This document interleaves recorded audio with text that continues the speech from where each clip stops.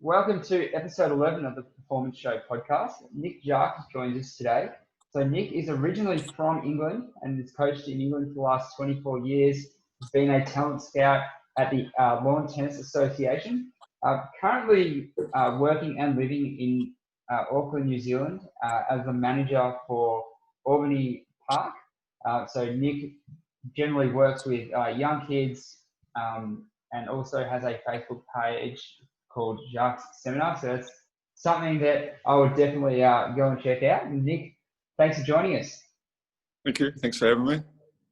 No problem at all. Thanks for coming on.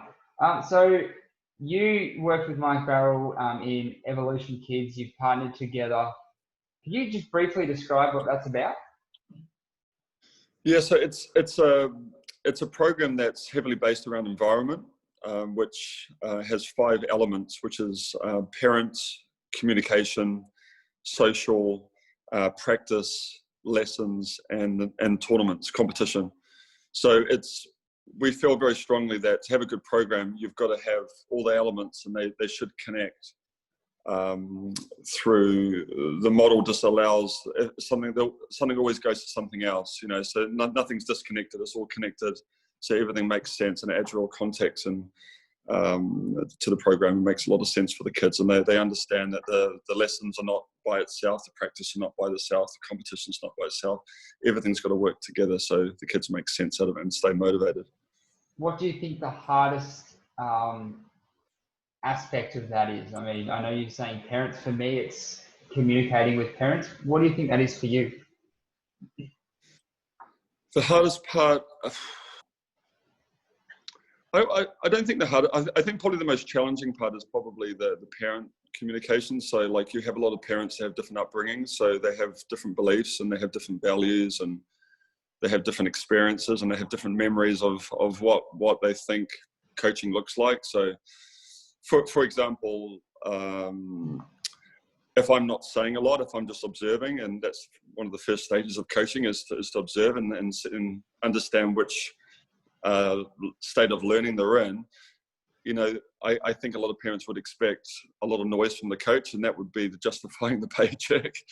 But that's the observation's key. Otherwise, I'm going to be saying things that's not relevant or confuses or makes the child anxious or lowers the self-esteem. So I think probably getting the message to parents that coaching is not just about vocally talking. It's also about making sure that you're coming in at the right time and you understand which state of learning they're in. So we don't want to confuse the kids. So I think that's probably the hardest part is that parent engagement initially. I think overcoaching and providing too much feedback to kids actually inhibits the opportunity for them to think themselves and self-reflect, analyze, critically think of how they can do better, for instance. So you've got to teach them sort of how to think, not what to think. You can't be on their back every time they miss a shot, every time they miss a ball. Yeah. I mean, that's a sure way. That's a sure way to lower someone's self-esteem. If they every time they do something, you're going to pick holes in what they're doing. They're not going to be very confident. So it's important that you allow them to make mistakes, and that there's thousands and thousands of quotes out there about making mistakes and how you learn from them. Like Thomas Edison. So every time I make 10,000 mistakes, I'm doing a hell of a lot better than if I just live in fear and just stay away from mistakes completely. Yeah, it's hard for kids to kind of step out of that bubble of that safe zone. So that safe zone is like no mistakes. They start to make mistakes. They go into a zone of discomfort, and that's fearful for humans. I mean, in general. And I think that's something as coaches we've got to encourage. Sure. So you created the thinking cap, and CAP standing for Competence, Autonomy, and Purposeful Practice. Could you briefly discuss those 3 topics? Yeah, sure. So if I put an order of CAP, the C obviously stands for competence, which is very much like a lot of the parents. Oh, hang on, I've got a call coming in. Let me decline that. Sorry about that. The competence, parents and kids are always saying the most important thing is fun, and I agree that fun's really important, but how much enjoyment do you get out of being, doing something that you're not very good at? So if you're competent at something, you're going to enjoy it a lot more, 9 times out of 10, unless it's something like skiing when you fall over and you think it's funny at the time. But when you're playing tennis, how long can you go and be terrible at it before it starts to become, oh, this is not really fun anymore? So I believe that fun is a byproduct of developing competence. So that's a big part of it. And as I said earlier with the observation, there's 4 stages of competence. So the first stage being unconsciously incompetent. So if you're trying to teach and instruct a child from the very start, and they don't know anything, the first thing about tennis, or they don't even know the left foot from the right foot, you're gonna get them pretty anxious pretty quickly. So initially the competence might be where you're just letting them to sort of through like differential learning, where they're making loads of mistakes and there's loads of contrastive movements, and they're learning new movement techniques by adapting. If you jump in there too early and instruct them, they're going to get confused pretty quickly. So understanding the competence, that there are 4 stages, and the instruction and the coaching will come. When I say coaching, the teaching and instruction will come in a little bit later. So the competence is absolutely vital to the fun aspect of the program.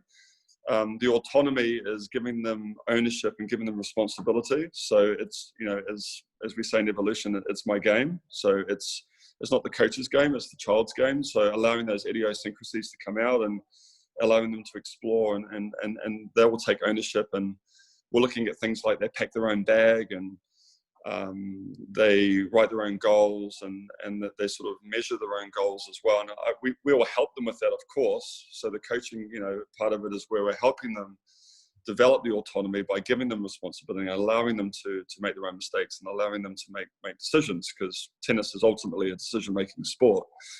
And the purpose is like the why. Why are they here?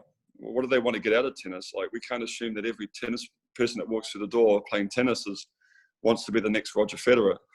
Some of them just might want to play because they just want to play with their friends. Some might want to just get fit. Some may believe they're not very competitive, but they spend hours and hours on video games, which makes you question, well, you're very competitive on a video game, so why are you not competitive in tennis? So trying to find that that why, and then it will give the coach a bit of a perspective as well, and why they're there, and give them perspective, and there's the purpose is a heavy part of it as well. Yeah. What in terms of the social environment, do you think that can change a kid's competitive drive? Just because, mentioning video games, they're in a room by themselves or with a few others. I feel like with new people, a new environment, that could change. Yeah, we have 3 programs here. So we have like an after school program, which is pretty relaxed and it's more social. So the coaches that tend to take those sessions are a little bit more relaxed in the fact that they're just sort of facilitating play and just letting them. And these guys are normally a very, very early stage of learning.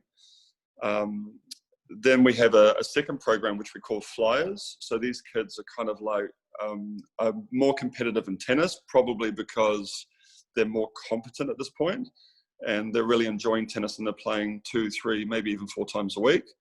And then we have like a mini academy. So these kids are like living and breathing tennis and playing every day. They're probably watching tennis on TV. They go to the bed with their racket. They do all the home practices. So having those 3 pathways, quite often you'll see kids that initially come into the social and don't really have a lot of self-belief and feel like, and maybe values from the family saying, you're not very athletic, that's the program for you. And then over time, because they're enjoying it and they're becoming more competent, they start playing a little bit more, and all of a sudden they find themselves in a Flyers program. But the Flyers program does tend to be a little bit more competitive. And then they might, again, they're playing more and more tennis, they'll get into the academy program. So my daughter at the moment, she's in a Flyers program, and, being the tennis manager, I could probably stick her in any program I wanted to. I've got the kind of the power as such to do that. But there's no way I'd do that in a million years. It doesn't make any sense. It's not fair on the other kids, and it's certainly not what she wants, because she just doesn't play enough tennis at the moment. So the program that she's in fits her perfectly. It's competitive, but she doesn't quite have the skills, mainly because of the lack of playing time, to go into the academy program. So I think a good program's got to have, again, it comes down to the purpose. You know, it's got to make sure that there is something for everybody. So just because they don't want to be an academy player, it doesn't mean that tennis is not for them. Yeah, so we've got to, it's really important, especially when you want to grow participation, that you're putting the kids in an environment that they actually feel safe in. Right, so they're not going to achieve that level of competence if they're in the wrong group. Exactly right, yeah. Right. Yeah, right. And it's not good for anybody. It's not good for the other kids in the group, and it's certainly not good for them, because we want them to, you know, be in tennis for life. And so if we don't get the right pathway and program for them, and this is again where the parent communication will come in, because, you know, if you ask 100 parents what's the most important thing about this whole program, they're going to think it's probably the lessons, you know. But if you ask the kids, what do you enjoy most and what do you think is most important, they probably just want to play. They probably want to play, whether it's the competition or just playing in the groups. The individual lesson is probably not the highlight of their week a lot of the time. They know it's important, some of them don't think it's important at all, and some do, but quite often there's a bit of a contrast there with desire, yeah, what they want. When you compare a group lesson to an individual lesson, obviously in a group lesson they're with their friends, it can be a bit more fun and games, but in the individual lessons, just one-on-one with the coach, how can we make the individual lesson sort of more fun for that child? In regards to like challenge or well, the social aspect really isn't there because they're by themselves. So in terms of, well, I mean, you can make it more challenging for them as a coach, but because the social aspect's taken away, how do we kind of make it more fun? Like, can we play games with them in private lessons? Do we be more technical with them? If that sort of makes sense. Yeah, I think this is where the competence comes in as well. So, like, for example, I did a lesson this morning with a young boy. He's just turned 11. And he previously it looks like he's had quite a lot of instructions, so he doesn't really own his own game. So, you know, like I could be way out of court and he'll hit back cross court going straight back to me, you know, so right. he doesn't really understand. He's been clearly been really instructed to play in a certain way. But I'm standing in the tram lines, I'm not even moving, and the ball comes straight back to me and a live point. So at no point did he change direction because he was behind the baseline. And then he goes, well, yeah, I was behind the baseline, so I can't go down the line. I thought, well, is that really how you want to play? Is that how you want to play? Is that, you know, does this make sense to you? And he's like, no, well, no. I said, you don't have to blast it down the line. You can just change direction. You know, I didn't hit the ball in a way that was impossible to do that. So creating almost like games where they do have the freedom to play how they want to play, and also we can do challenges around. We could measure the success. So quite often, a lot of players will sort of like compare themselves with other kids, and that puts a lot of pressure on them as well. So if I say, hey, this is what the lesson is, we're gonna see how many times you can do a certain skill, and then we're going to measure that, and we're going to create like a more of a task orientation environment where you're going to try and achieve it's like a personal best climate where every week we're going to measure and see how you're going. That you know, that could be fun based on how they like to learn. Maybe they like to learn by just getting tall, you know, just improving. Or is the individual lesson, are they quite creative? So I call it wide. You know, so here's a creative lesson, and maybe here's a personal best climate lesson. So understanding the kid, are they quite creative? Do they like to learn this way? Or do they like to learn that way? Quite often that gets a lot of enjoyment and fun out of the session based on which kind of learning do they like.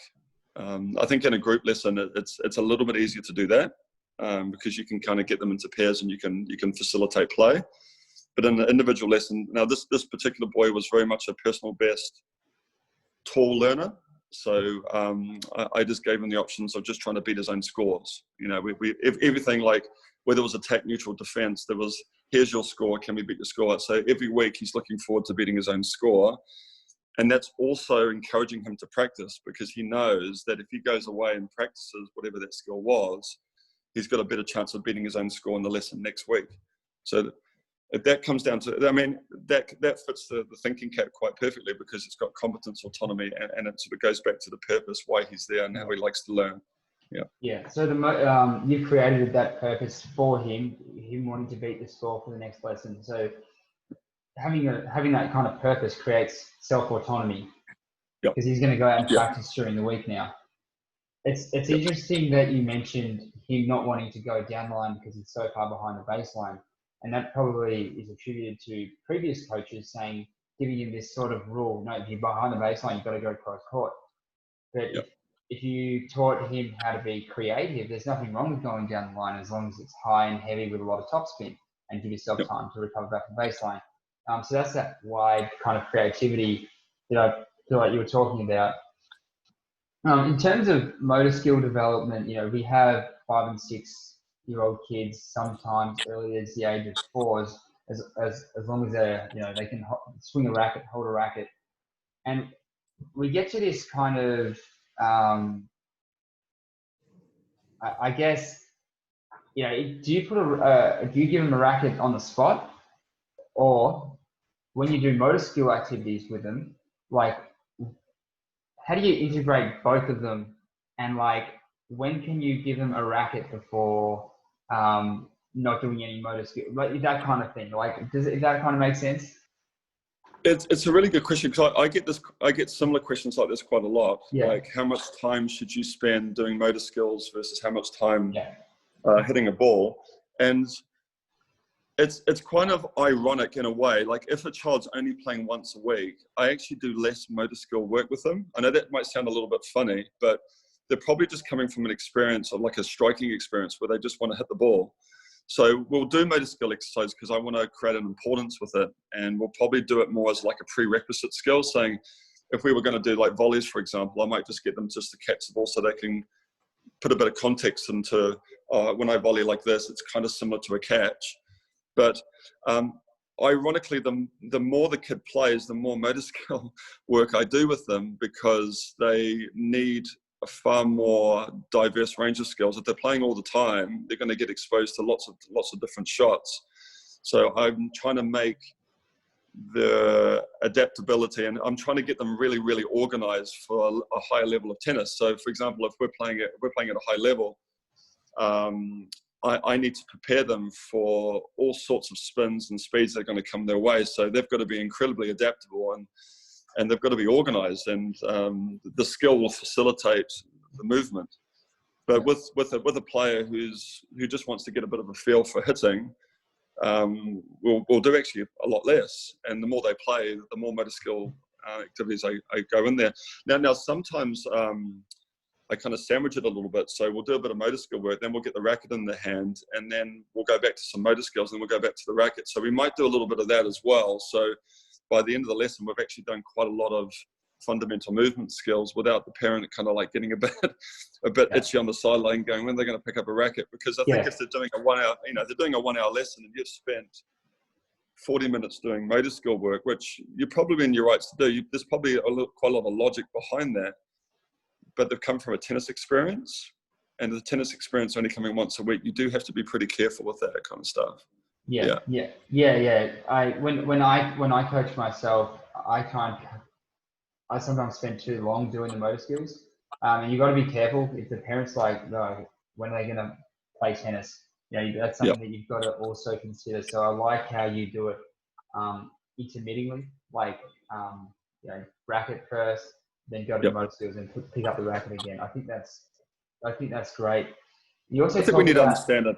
Sorry, we don't understand the parent's perspective as well. Like, if you don't know anything about tennis and you're sitting there looking at that, I get it. I completely get it. And we need to understand that they don't know what we know around the way the body moves and fundamental movement skills. They don't understand all that. They don't understand differential learning. They don't understand that. So they'll just be thinking that it's not a tennis lesson. They'll be, justified thinking that.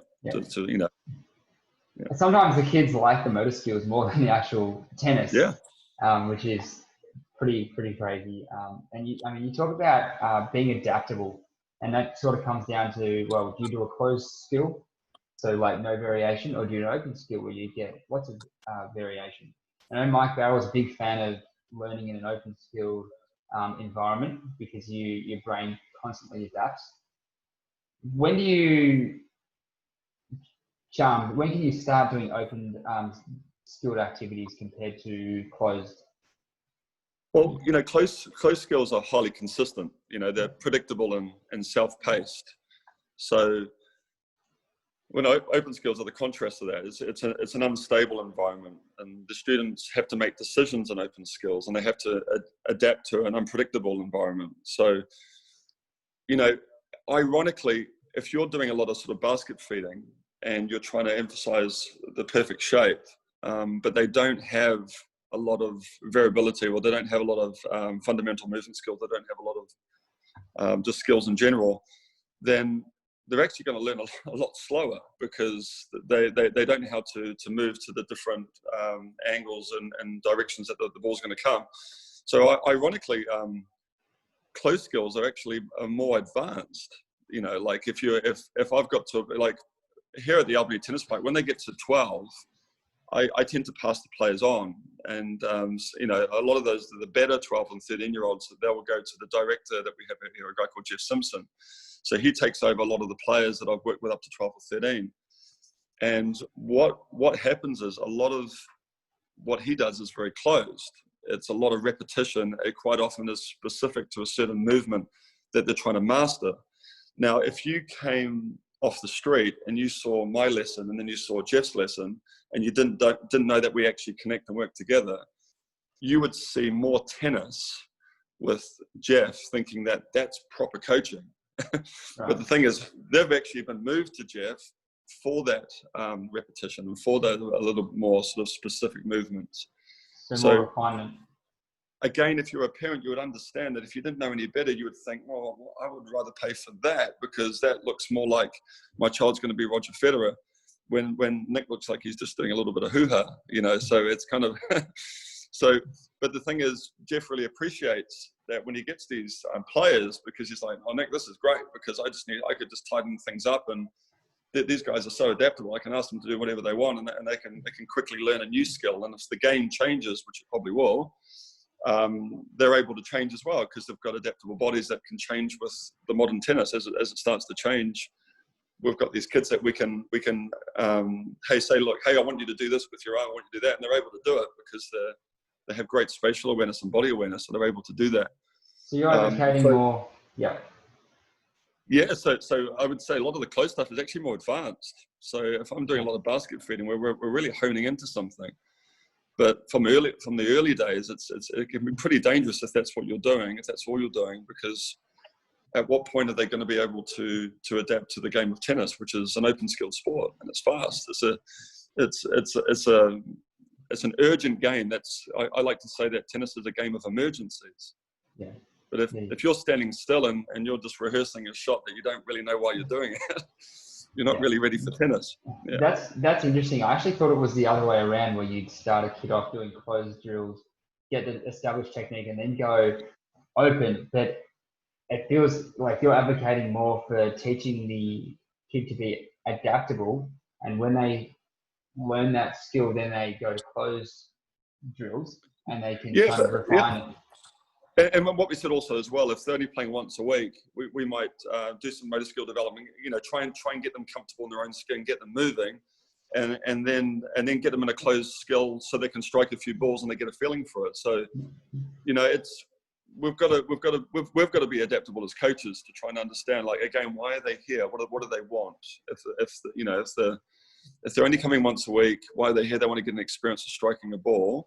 Then we might do a closed skill exercise just for a little while, and then we'll go to the open skill environment of motor skill development and do lots of movements. So again, I think when you're creating a program or a structure, you have to be quite open-minded to that type of thing. It's not one or the other. Yeah. And if they're out hitting with mum or dad or their brothers and sisters, then they're already practicing during the week. So that means you don't have to do as much open skilled activities in your lesson. You can actually work more on technique. But if they're only coming out once a week, then I feel like then, okay, let's rally. Let's get some variation out there. Because if you just do closed drills all the time, when they actually go out and play on the court, then they're only used to the one ball. They're not used to like short, deep, high, low, that sort of thing. You've got to also look at the emotional, mental skills as well. Because when we talk about skill acquisition, it's normally sort of towards motor skill development. But if you're coaching in a very closed way, it does tend to highlight and magnify mistakes. And do you really want your students analyzing every time they make a mistake? Do you really want them to do that when beginners need to be allowed to make mistakes? You know, yes. and like you're saying before that, a lot of kids really love doing motor skill exercises because it's fun. It's kind of messy, and there's no analyzing mistakes, you know, and it actually allows the coach to have the opportunity to not correct it, but more encourage it, you know. So the fun element as well. So when we talk about, you know, competence creates fun. Well, as they're having fun, kind of making mistakes, and they're actually becoming more competent. So it's a bit of a win-win. They're sort of making mistakes when they don't really know it. Yeah, that's right. But when you're doing a closed drill, those mistakes are magnified. Right. You know, and then there's a real natural instinct for the coach to want to feel they have to correct because they've seen something that's clearly not right, and now you've exposed the kid to making really clear errors, you know, so that can be very dangerous. What do you feel about kids coaching themselves? So if you're doing like a cross-court drill and they make a mistake and you get that kid to tell you, okay, why did you miss the shot? And it helps them self-reflect rather than getting up like said, oh my gosh, I went to the net or it went long. What's your perspective on that sort of self-analysis? Well, if you ask a sort of 6 or 7 year old, like, what do you think you did wrong there? They're going to go like that. So quite often I might just say, hey, I'm going to give you that ball again. I dare you to do something different. I dare you to do something different. And then they try something different. It's a completely different mistake, or they nail it. Then you might say, what did you do differently? So that they're more likely to express themselves through doing it rather than actually articulating it, you know. So with the older kids, they might be able to talk, you know, some personalities are different as well. You might get an 8-year-old who's just got older siblings who can actually explain stuff a little bit better. But I mean, my daughter's, she's 8 years old. If I said to her, you know, the same thing, oh, what did you do wrong there? She just looks at me like, I said, well, do you want that ball again? I'll just give you the same ball. As a coach, I should be able to feed that same ball again. I should really remember what that ball was.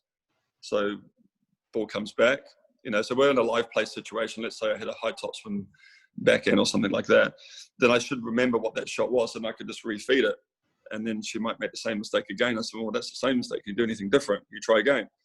So that might be a way, instead of questioning, it might just be, just let them try it again. Just give them more opportunities. Just let them hit more balls. So they don't have to go into detail explaining it. They can then create some kind of sensation, some kind of feeling going, actually, when I made that mistake, I felt this, but now I felt that. And when I feel that, it does that, you know, and they don't have to articulate it. That's awesome. I feel I've been working with a young age for such a long time that I've actually found my vocab has got worse and worse and worse over the years.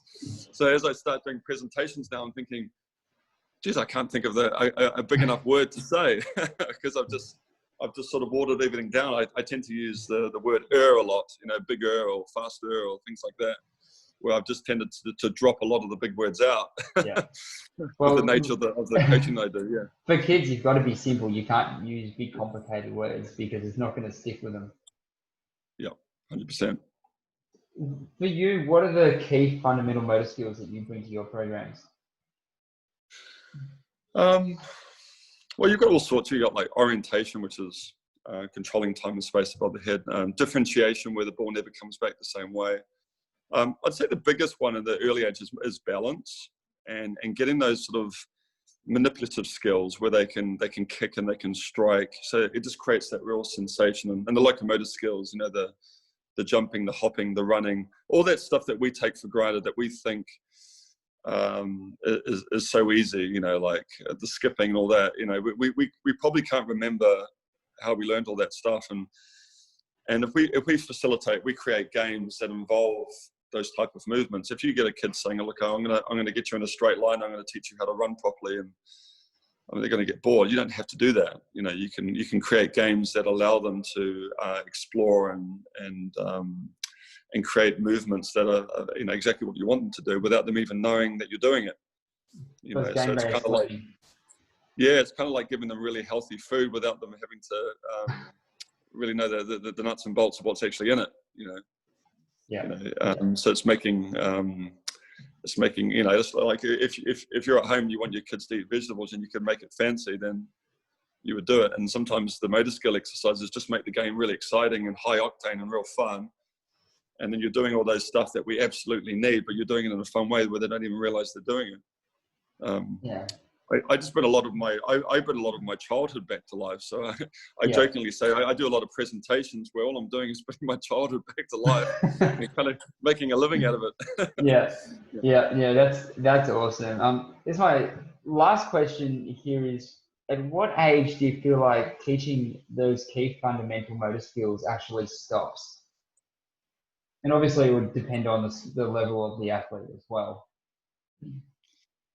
I think we even do it in adults. Like we do adult groups here, and we do like tennis express and cardio exercise, and we're still developing motor skills then. And as they can do that, even adults, when they can do things that they have this sort of mindset that I'm too old, I can't develop coordination anymore. It's like, I did a funny experiment when I was 18. I did an IQ test, and I don't think it was particularly high at the time. It was like 107 or 108. And I could have then thought to myself, okay, well, that's my brain for the rest of my life. I did an IQ test again when I was 35 and I got 131. Now that sounds like I'm really smart, but what I've done over the years is just done a lot of reading, and I've done a lot of exercises that has trained the brain. So I've actually got smarter over the years, but I could have just had this fixed mindset of saying, okay, well, that's my IQ. I can't change that. And I think with a lot of kids as well, it's like, this window of opportunity is before 12. Yeah, of course you're going to develop a lot of motor skills and you're going to get really quick gains and real noticeable gains. But I don't think there's ever a time to stop. You look at some of the adult programs and you can see them improving their hand-eye even at the age of 50. So I think we've got to be kind of like, the body and the brain is a clever thing. There's always development there. Yeah. There's always chances to grow and get better. We've just started a tennis footwork clinic at the country club, and that's where you get like medicine balls, tennis balls, those sort of things, and the age ranges from 18 up to 65. And I feel like you're right. It doesn't really stop at any age really. Your brain's constantly improving when it's exposed to some sort of stimulus. Yeah, we all like to play, and it's like the assumption that adults don't like to play. It's like, yeah, they do. Yeah, of course.